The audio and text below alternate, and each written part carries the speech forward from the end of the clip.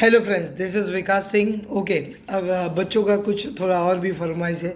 Sir chapter number 1 में थोड़ा गड़बड़ लग रहा है। एक्चुअली देखो, बेसिकली उसी में chapter number 8, chapter number 7, chapter number 4, chapter number 2 एक काफ़ी बड़े स्कोरिंग चैप्टर्स है। बट बाकी जो चैप्टर्स है ना, बच्चे साल भर उतना पढ़ते नहीं हैं, तो तकलीफ़ तो आएगा ही। कोई बात नहीं है, चलिए। तो मैं 10 मिनट के अंदर सर पूरा चैप्टर एकदम मस्त आपको रिवाइज करा देता हूँ। कल जो भी क्वेश्चन आएंगे, you are eligible to appoint.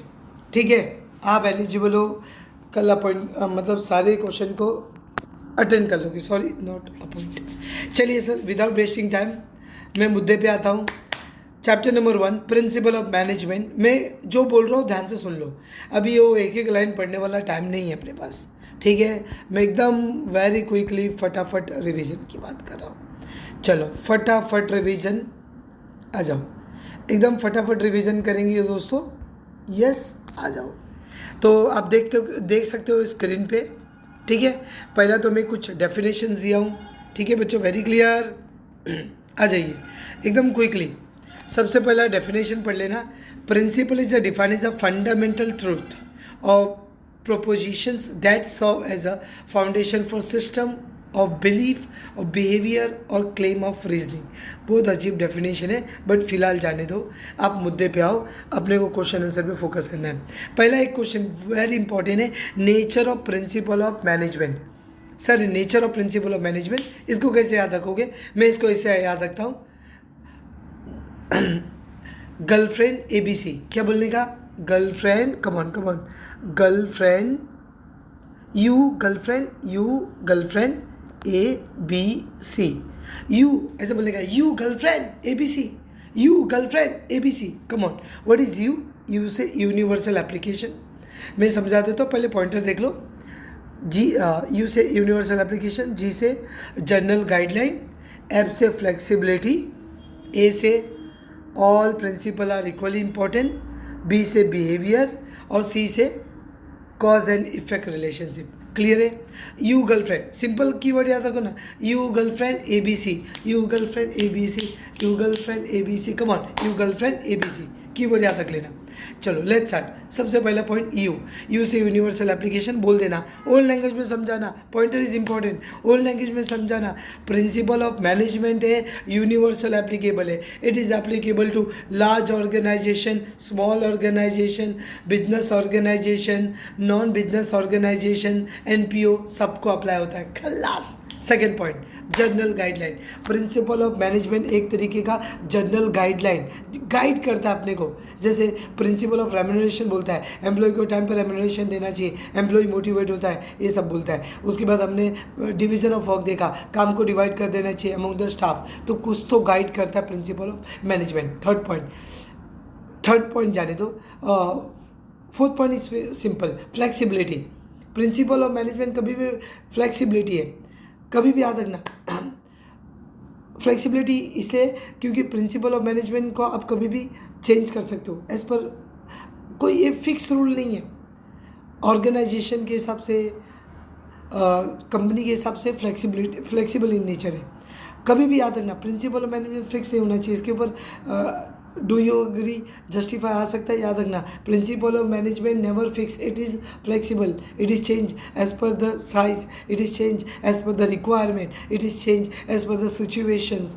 Change होते रहना चाहिए। ठीक है, कभी भी याद रखना, प्रिंसिपल ऑफ मैनेजमेंट फ्लेक्सिबल होना चाहिए, फिक्स नहीं होना चाहिए। Next point, behaviour in nature. Principal of management में बेसिकली ह्यूमन, आपको मैन पावर से डील करना है, एम्प्लॉय से डील करना है, इससे बिहेवियर को समझना is very important. Next point, cause effect relationship.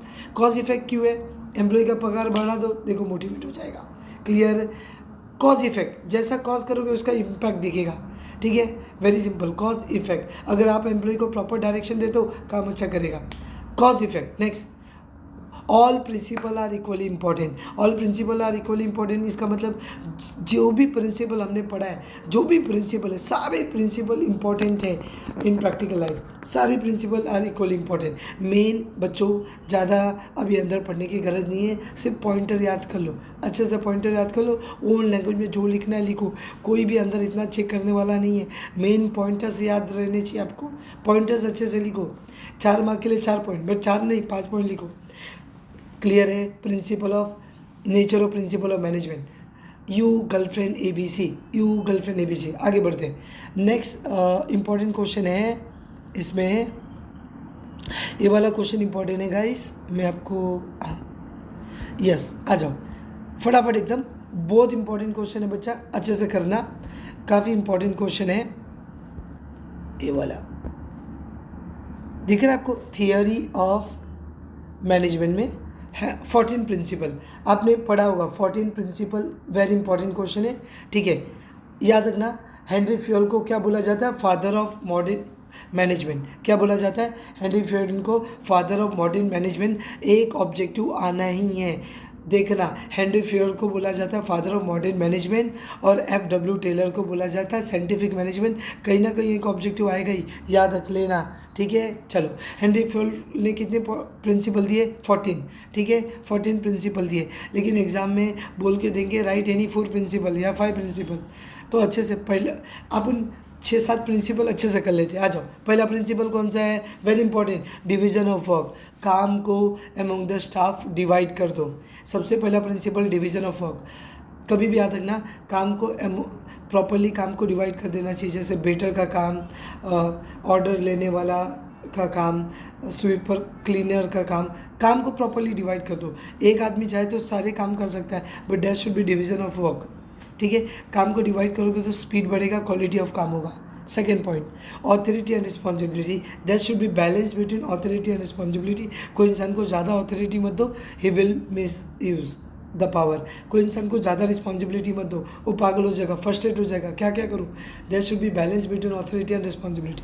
Next point, discipline. Discipline is very important. Discipline मतलब क्या होता है? कंपनी के रूल्स रेगुलेशन को फॉलो करना। डिसिप्लिन ऑल लेवल पे चाहिए, टॉप लेवल पे भी चाहिए, लोअर लेवल पे चाहिए, मिडिल लेवल पे भी डिसिप्लिन हर जगह चाहिए। Next, unity of command. कभी भी एक ही मालिक होना चाहिए और ऑर्डर एक ही होना चाहिए। अब ऐसा नहीं कंपनी में 4 मालिक है, एक एम्प्लॉय को ऑर्डर दे रहे, एम्प्लॉय कंफ्यूज हो जाएगा। एक मालिक, 4 मालिक है, रामू ए लेके आ, रामू ओ लेके आ, रामू ए लेके आ, रामू गेट कंफ्यूज। इससे कभी भी याद रखना, एक ही मालिक होना चाहिए, कमांड एक ही जगह से आना चाहिए, यूनिटी ऑफ कमांड। और वो एम्प्लॉय उसी को रिपोर्ट करना चाहिए। वो कहावत है ना, too many cook spoil the soup. Too many cook नहीं होनी चाहिए, एक ही बावर्ची होनी चाहिए। Next, unity of direction.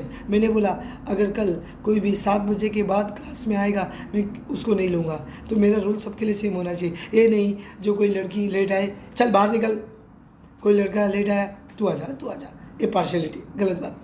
ठीक है, यूनिटी ऑफ डायरेक्शन सबके लिए सेम। क्लियर? नेक्स्ट, ये सेंट्रलाइज। सर अब अगर आपकी कंपनी बड़ी है तो हर चीज़ को डिसेंट्रलाइज कर दो, पावर को डिवाइड कर दो, अलग अलग मैनेजर अपॉइंट कर लो। अगर कंपनी छोटी है तो खुद ही सब मैनेज करो, उसको बोलते हैं सेंट्रलाइज। रेम्यूनरेशन, टाइम पे रेम्यूनरेशन देना, अच्छा रेम्यूनरेशन देना। Next, scalar chain. मैंने बोला था, याद करो स्केलर चेन। आपको कभी भी हायरार्की को फॉलो करना है, इसका मालिक है, इसका मालिक है, इसका मालिक है, ऐसा ऐसा। लेकिन मामला बहुत सीरियस है तो आप चेन को फॉलो मत करो, शक्तिमान डायरेक्ट जाओ, मालिक के पास डायरेक्ट जाओ, बॉस ये हुआ है।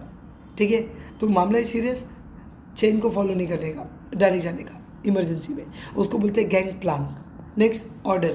कंपनी में हर चीज़ का अपना ऑर्डर होना चाहिए, वो चीज़ अपनी जगह पे मिलनी चाहिए, ऑर्डर चेंज मत करो। बस हो गया, 14 प्रिंसिपल मत पढ़ो, कोई भी 5-6 पॉइंट अच्छे से पढ़ लो। आगे बढ़ते, एक वेरी इंपॉर्टेंट क्वेश्चन है गाइस, हाँ, principal of scientific management, very important. बच्चे छोड़ देते, मैं एक बार रिवाइज कर देता हूँ, मेरा सुन लो। आप मेरा सुन लोगे ना, सब पढ़ना नहीं पड़ेगा, शांति से सुन लो, मैं जो बोल रहा हूँ ध्यान से सुन लो, एकदम अच्छे से। हम बात कर रहे हैं बच्चा प्रिंसिपल ऑफ मैनेजमेंट। क्लियर? हम क्या बात करें? Come on, principle of management. चलो, principle of scientific management. Principle of scientific management, सबसे पहला पॉइंट FW टेलर ने यही बोला।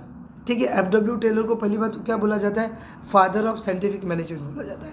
क्या बोला जाता है, फादर ऑफ साइंटिफिक मैनेजमेंट। चलो इनके प्रिंसिपल, पहला एफ.डब्ल्यू. टेलर ने बोला कोई भी काम करने के लिए साइंस होता है, not a rule of thumb. Science मतलब कोई भी काम करने के पीछे एक साइंस है, ठीक है, not a rule of thumb. ये हो जाएगा ऐसा कुछ नहीं। मतलब अगर सिंपल मेरे को मालूम है 1 घंटे में 10 प्रोडक्ट बनते हैं, मतलब 8 घंटे में 80 प्रोडक्ट बनेंगे, दैट इज़ अ साइंस।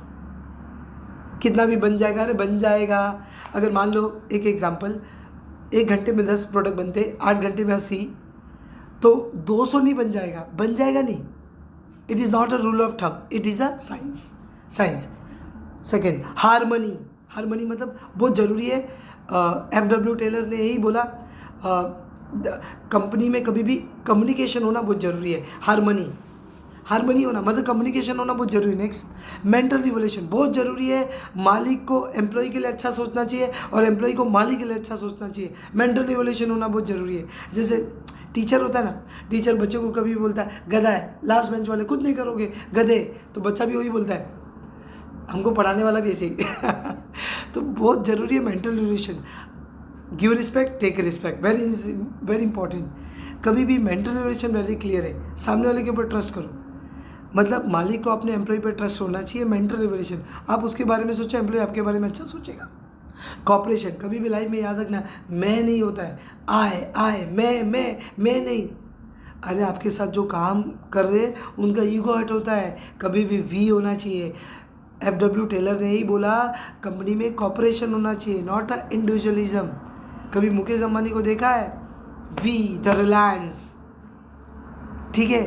और बहुत सारे लोग को आपने देखा रहेगा, मैंने।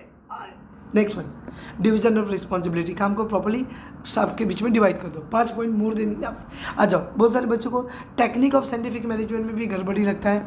एक बार सुन लो, टेक्निक ऑफ साइंटिफिक मैनेजमेंट, हम क्या बात करें बच्चा, टेक्निक ऑफ साइंटिफिक मैनेजमेंट। आ जाओ अच्छे से सुन लो, माइंड में फिट हो जाएगा। पहला point technique of work study में 3 पॉइंट आएगा। वर्क स्टडी, पहला टाइम स्टडी का मतलब क्या होता है, आपको मालूम होना चाहिए। सिंपल एग्जांपल, आपको मालूम है 1 घंटे में 10 प्रोडक्ट, तो 8 घंटे में 80। अगर कोई एम्प्लॉय ने 60 बनाया मतलब काम चोरी किया, अगर कोई एम्प्लॉय ने 100 बनाया मतलब अच्छा काम किया, कोई एम्प्लॉय ने 80 का 80 बनाया, अच्छा मतलब एवरेज काम कर रहा है, प्रॉपर काम कर रहा है, उसको बोलते हैं टाइम स्टडी। मतलब ऑर्गेनाइजेशन को मालूम होना चाहिए कितने टाइम में कितना बन रहा है। आपने ओन लैंग्वेज में लिखो, मेथड। नेक्स्ट, मेथड स्टडी बहुत ज़रूरी है। कोई काम करने को 2 मेथड होते हैं, तो आप देखो कोई काम जैसे सम सॉल्व करते हो, शॉर्टकट भी होता है, एक लॉन्ग कट भी होता है। अरे भैया शॉर्टकट मानो तो शॉर्टकट सॉल्व करो ना, लॉन्ग कट क्यों कर रहे हो, ठीक है। तो आप देखो कौन सा मेथड कोई काम करने के लिए सूटेबल होगा।